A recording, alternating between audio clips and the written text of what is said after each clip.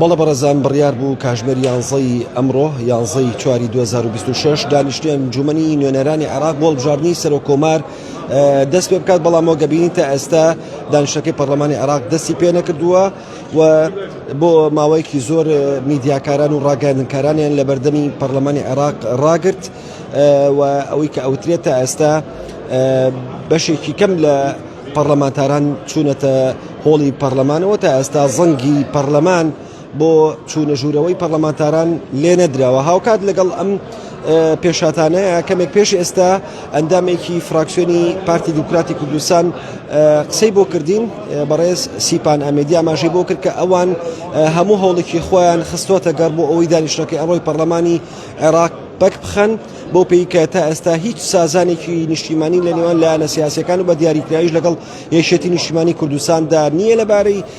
پشکی سەرۆکایەتی کۆمار، و ئاماژی بۆ کرد تەنانەت ئەگەر دانیشتنی ئەمڕۆی پەرلەمانی عێراق ئەنجام بدرێت ئەوان وەکو پارتی دیموکراتی کوردستان بایکۆتی دانیشتنەکەکەن و کاندیدی پارتی دیموکراتی کوردستان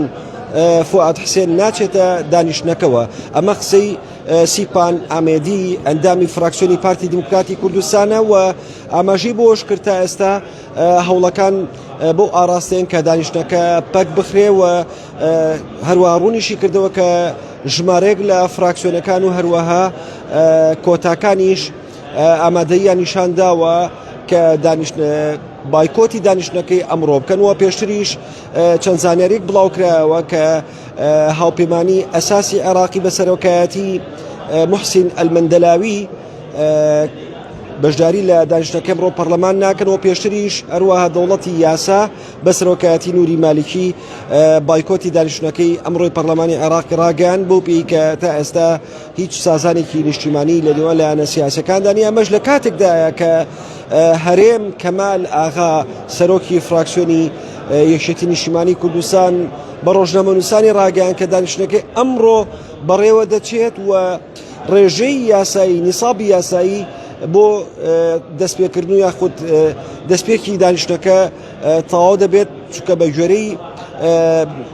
بڕگەکانی کارنەمی دانیشتنی هەڵبژاردننی سەرۆکۆمار دەبێت 2 لەسەر 3 پەرلەمانتاران واتە 220 پەرلەمانتار لە کۆی 329 پەرلەمانتار ئامادەی دانیشتنەکە بن بە گوێرەی مادەی 7 لە دەستوری عێراق بۆ ئەوەی شەرعیەتی یاسایی بەدەست بێنێت هەڵبژاردننی سەرۆکۆماری عێراق. لە ئێستادا هیچ زانیاریی ئەوتۆ لە بەردەسانی کە ئاخۆ دانیشتنەکە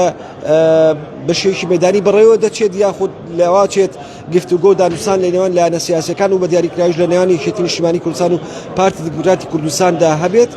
لەبارەی دانیشتنەکەی ئەمڕۆوە. ئێمە لەگەڵتان بەردەوام ببین بۆ گواستنەوەی دوایین